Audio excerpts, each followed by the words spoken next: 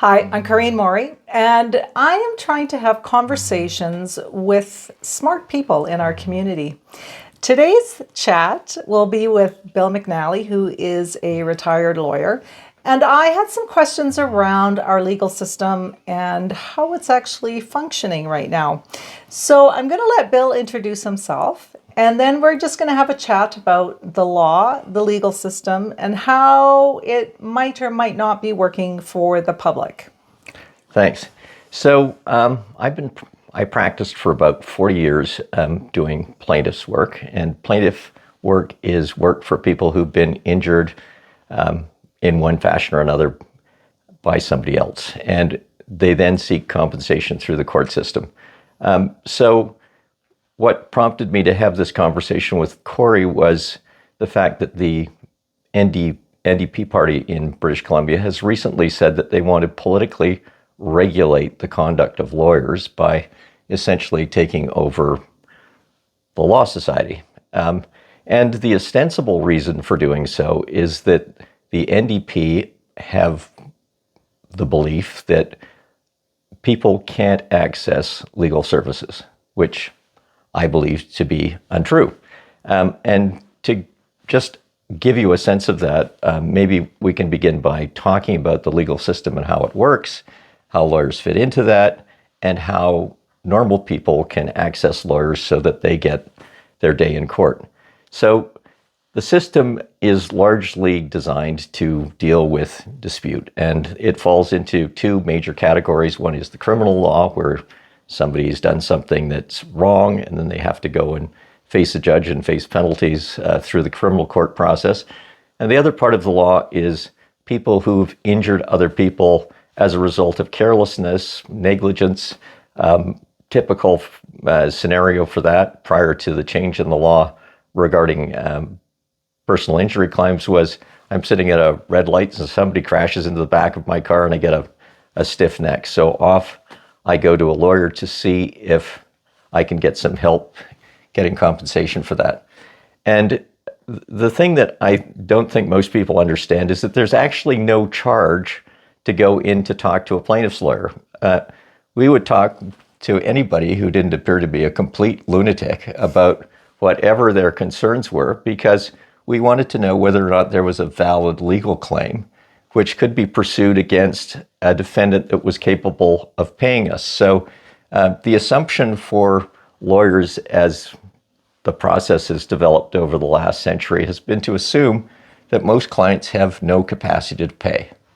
So lawsuits are now funded almost exclusively by private lawyers. And that involves often getting very expensive experts to come in and comment on the case, moving it through this stepwise process where initially it's just a discussion between the lawyer on one side of the case and the lawyer on the other side of the case, who is usually representing an insurance company or a government or some corporate concern in relation to a claim that you're advancing for some individual. And if that fails, then there's another process which is called discovery, where everybody has to put their cards on the table in terms of the documents and information that they have about the case to see if they can understand better why they face risk in the case. So what I'm getting is that your experience has been that when there were two potential parties where they had access to funds that could actually sustain going into court and trying to resolve a conflict, this process worked. Yeah. Now, what happens when you have people who want to access legal representation? Because the legal system is not really accessible for the average person. It's very complex. The language is very specific. You need education to understand it. And the average person is not going to be able to go in and defend themselves. They have to be able to pay for someone to do that for them. The cost of that becomes very prohibitive. The delays in the court system, because of it being so plugged up, also increase the cost. And now in the one of the topics I'd like to bring up is the whole what happens when it's the government who is not actually enforcing its own laws, and it puts people in a position where they are being abused. How does the public access the legal system to really get the protection that's supposed to be available? Okay, so let's talk about it in commercial terms first. Okay. Because obviously people came to see me and didn't pay for my service because on my analysis of whatever their problem was, there was a pot of gold at the end of the day that could be divided between myself and my client. Mm-hmm. And I felt like there was a reasonable prospect of recovering all of the money I'd shelled out for the experts and so on, getting that back from a defendant. So I had to pick cases where there was a reasonable chance of recovery on the other side of it. And I think in many ways, we performed a public service, because if the case looked hopeless, in other words, somebody was going after something on the basis of principle without any real chance of recovery, or the defendant was an individual that wasn't backed by an insurance company, we would just tell those people, you're kind of out of luck here, because there's no real monetary compensation for you at the end of the day. Now, in your questions to me, you also said, well, people can't defend themselves. Well, that depends on the setting. If I'm driving a car and I cause somebody else injury, in the old days, my insurance company would step forward on my behalf and defend me in front of the court process. So that expense, in terms of defending myself against somebody like me on the other side of the case, would be paid for by the insurance company. So that's a problem. But then there's this, and I agree with you, there's a whole raft of situations where people don't really have anything, where there's a pot of rainbow at the end of the case. So maybe it's somebody who wants to go in and just get some legal advice on some topic.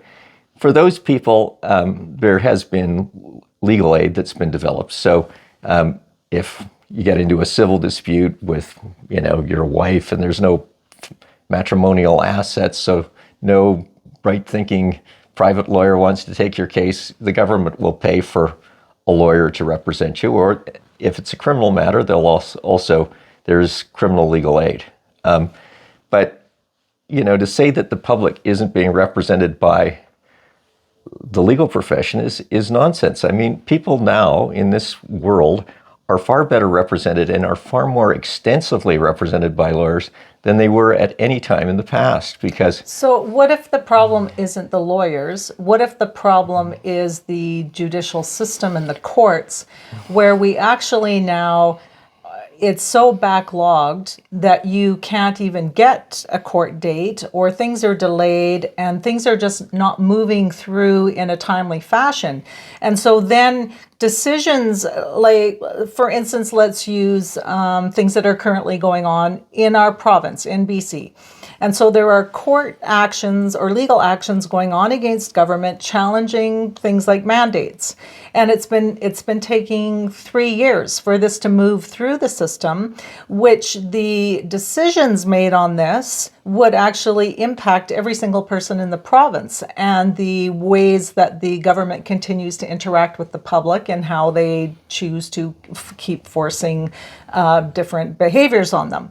So if you don't have timely access to the court system, and then it delays the ability for us to make adjustments as needed, what then happens to society? And then also, too, I know that you have an opinion on judges that are appointed and the level of capacity or competency that is now in place. Mm-hmm. So do you mind talking about the actual judicial system, its backlog, and the judges that are chosen for this? Oh, sure. So first of all, a lot of my practice was in Alberta prior to coming to Nelson. And in Alberta, for a number of years, we had a very quick access to the courts, because the courts were oriented to trying to get people in, even just to see a judge to discuss a dispute. And I don't see that mirrored here in British Columbia to the same extent, but at that time, back prior to the changes in the rules of court in Alberta, things could be set and dealt with usually within a couple of years of initiating a claim, which is pretty fast for a civil dispute because you've got to get through all of this elaborate exchange of paper and examination of witnesses and so on. But since I've left Alberta, that has completely changed. And what has happened in Alberta is people don't have access to getting a trial date set. And I think one of the things that judges are perhaps not aware of, I think they should be, but I'm not sure that they're aware of, is that the most important way of resolving a dispute is to set a trial date sooner rather than later. Because if you set a trial date, and if you look at the American courts in contrast to the Canadian courts, they set a trial date immediately, and everybody's got to work towards that date and get it done. So it eliminates a huge layer of delay. So the rules that govern the procedure are extremely important. And I think the courts need to see themselves as efficient operators in terms of allowing people to get through the court process and have their day in court. And so what's bogging down that? What do you think? Well, I think there's a whole host of things that bog it down. One is just a lack of proactivity amongst the judiciary in setting dates. Like in Alberta, for example, when I was a young lawyer, we'd go in for something called a certificate of readiness. And there would be this so-called conditional certificate of readiness. And in that, the judge would say, you've got to do this step by this day, you got to do this step by the other day, and you got to be ready for a trial on this day, and don't come to me for an adjournment. Whereas what frequently happens in BC is there's a more kind of a lackadaisical approach to case management. The judges don't get involved with counsel early on in the process. There's less ongoing case management for everything. And if there is case management, it tends to be, I think, overly involved. And for that reason, stuff doesn't get hurried along to the final point of trial, because I think too much faith is reposited in the lawyers to keep it going. Where if you're on the defense side of the bar, or if you're working for somebody who's being attacked by a plaintiff, you want to delay it for as long as possible. You want to prevent the day of reckoning as long as possible. You've got the money on your side. You can starve out the plaintiff, essentially, if you can delay it for long enough. So what typically happens in BC, because of a shortage of judges, is you get in front of a court and they go, sorry, we don't have any time. And that's been compounded, so the case gets bumped. And it gets bumped a year and a half or 2 years down the road. But in the meantime, you've run up this enormous expense because you've got all of these expert witnesses who you've lined up for trial. You've got all of these people that you've, taken out of their ordinary lives to be there to give evidence on behalf of your person. And it's extremely wasteful in terms of resources. So when you look at the overall organization of Yes. how the judicial system is administered, which layer is the one that would have the ability to where do we go to tweak the system and to make adjustments? Well, I think one of the things it seems pretty clear to me in terms of tweaking the system is the rules of court. Because the rules of court, as far as I could see, worked extremely well in Alberta until they were tampered with and became extremely obstructive and very pro-defense. So I think you can start there. But I think also part of the problem now, and I'm sure the NDP is very conscious of this, is by eliminating ICBC as an actual insurance company, they've taken all of this money out of the system, which used to allow lawyers on the plaintiff's bar to take on much more difficult legal targets than they might otherwise take. So, for example, let's say you came to me and said, we're a group of nurses and we've been cast out of our positions because we've refused to be vaccinated and it's discriminatory and the government should hire us back on and our union isn't acting for us. Well, if I have lots of money coming into my firm from other sources and I can fund an attack like that, I'd say, sure, it'll be fun. But if you take too much money out of the system, then people are going to start scratching around for the remaining work, which will be matrimonial work, estate work, the odd kind of trip and fall case where an auto insurer isn't involved. And, the bar is going to contract. And as it contracts, I think there's more and more opportunity for government to come in and try and impose a model on lawyers, which looks something like what they imposed on the medical profession, where a client comes into me and I get $33 or something from the government for a 10-minute conversation about a question that they may have on the law. Well, I mean, that indicates to me that these people who are coming up with this scheme do not understand the way a legal case works. Well, and this is a problem that we have discussed earlier, because it's not just the financial aspects of it. So currently, right now, the BC NDP government is also wanting to take over the regulation of the Law Society, which up until now have been self-regulated. Right. They self-manage, and they're independent in how they run, and they need to maintain that independence because many times it's the law that is holding the government accountable. There are all sorts of laws that we are protected by, but if nobody's enforcing those laws, there is no benefit to having them. So in November, the BC NDP government passed through new legislation that introduced a new Healthcare Professions Act. And in that legislation, all of the healthcare bodies, so your physicians, your nurses, your physiotherapists, they all have their own college, their own regulatory body. And it's that college that determines the standards of practice for each of the healthcare professionals. Well, now the government has decided that they're going to oversee the practice of healthcare professionals, that politicians are going to dictate to healthcare professionals how they can do their job. So now they are reducing these colleges. They're taking them down from 16 different colleges down to 6. They're removing the elected representation that each profession has. And there's no guarantee that they will even have someone from their own profession on that governing body. And now we have moved into the government is taking over the regulation of healthcare. It is removing the process of any elected representation, which to me is another axe to the democratic process. The only way that we have representation for ourselves is if we have the ability to elect that representation.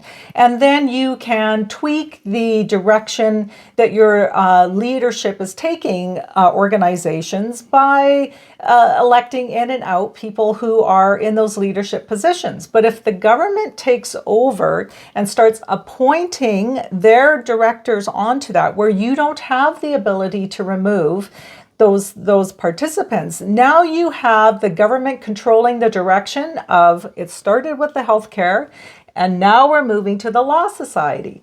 So what is that going to look like if the government starts dictating to the law how they can practice? Yeah, I think it's extremely alarming. And one of the things that I think is a kind of a red flag is another point that is in the briefing notes supporting their new legislation, which is the acknowledgement of lawyers that the colonial system of justice has harmed and is continuing to harm the Indigenous population of the province. And the suggestion that we should have mandatory cultural competency sessions where, a previously free-thinking group of individuals will be told what their lens and perspective should be on this issue. And I frankly part ways with them there, but I think it's extremely frightening that they feel like they are so correct in terms of their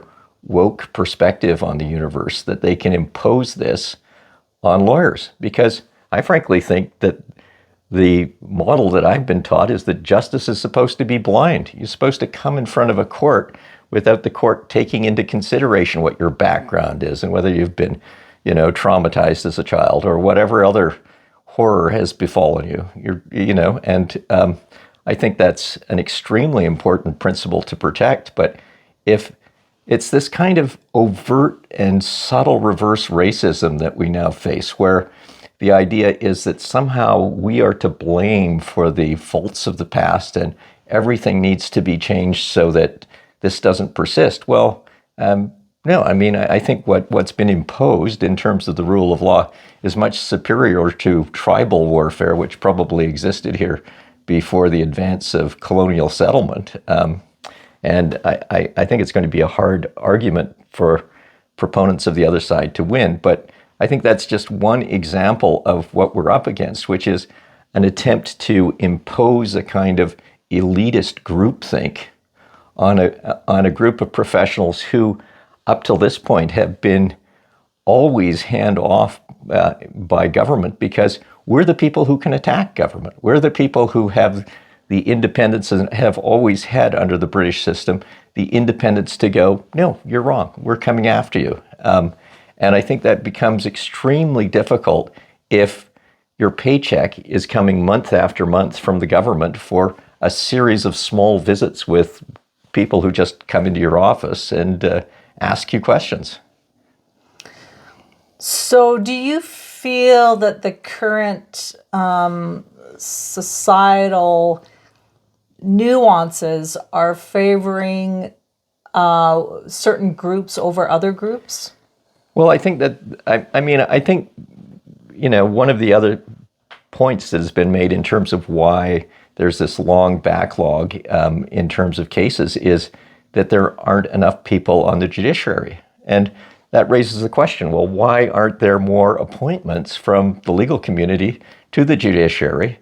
And I think it's because this whole idea of intersectionality has been imposed over the picking of judges. What does that mean? So what that means is instead of me picking the best candidate for the job on the basis of this person's been around for a long time and should know what he's talking about, or she should know what she's talking about, that the question becomes, who in this group of lawyers is perhaps female, perhaps dark-skinned, perhaps Indigenous, perhaps has some kind of other mental impairment or, some gender orientation. And of those people, who can we find to fill these positions? Because we've seen it now in terms of the Chief Justice of the Court of Appeal in this province is a relatively young appellate lawyer, a young appellate judge who's now been pushed to the top of the command chain as our Chief Justice of the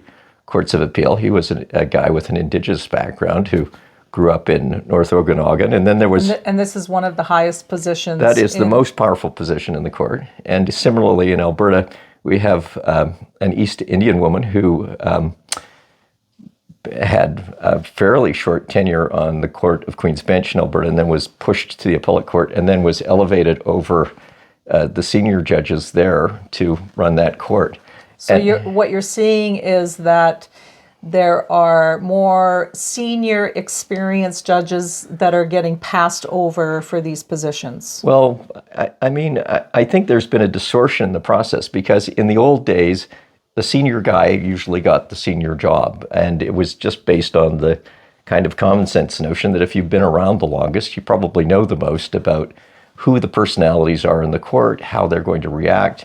And if you start distorting that, you start distorting whether people really want to serve as judges. Because, for example, I know personally that the woman who was passed over to be the senior judge in that court, in the Alberta Court of Appeal, quit because this other woman was put into the position when she had the expectation, based on her seniority, that she would occupy that spot. So judges are creatures of hierarchy, and if some person is promoted above them for reasons that are not based on merit or seniority and over which they have no control, that creates a bad feeling amongst that group of players. It's even deeper than that because I look at that, this is actually occurring on every level of government that I'm encountering, is that there is...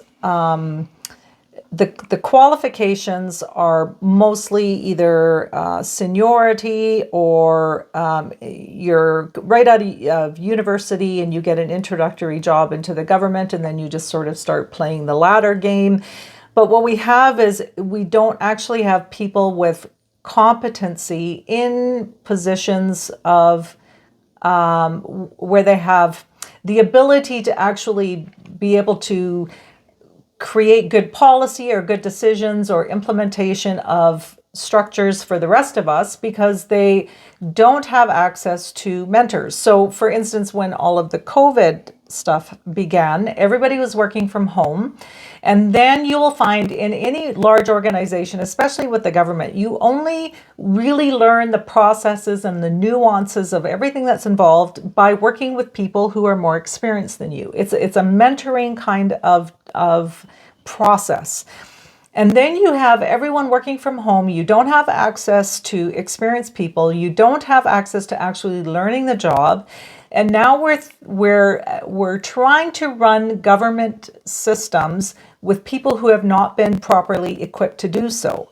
And we're finding this in all of the ministries. If you try to make a phone call now to the Ministry of Municipalities, there's no phone call.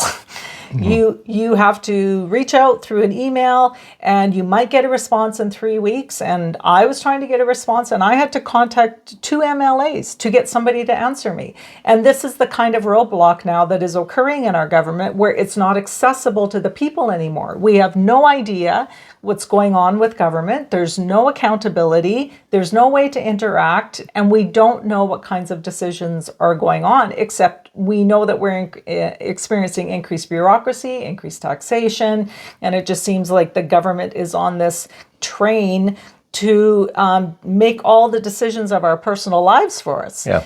And so then, do you see a way out of this where we can actually take back some control for ourselves rather than just every week passing on something else for them to dictate to us? Yeah, I think we got to get you elected.